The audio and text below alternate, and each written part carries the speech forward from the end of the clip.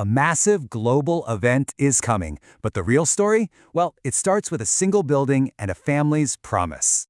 Yep, in 2028, the Olympic Games are back in the port of LA, putting a global spotlight right on San Pedro. This creates a critical 2-year runway for the whole community to get ready before the world shows up. We're talking huge investments here, completely transforming the waterfront and prepping it for a new era. So let's zoom in from that sprawling harbor to just one address, 363 West 6th Street. For over a century, this building has held so many of the city's dreams and its scars. But in 2024, new owners looked right past the decay and saw a brand new purpose for the space. They named the project Don Allen, honoring their parents and their entire philosophy on how to live. Right there, at their gravesite overlooking the harbor, a promise was made to build a real legacy. And the bedrock for this new dream? An 18-year partnership between founders Jennifer and Edwin.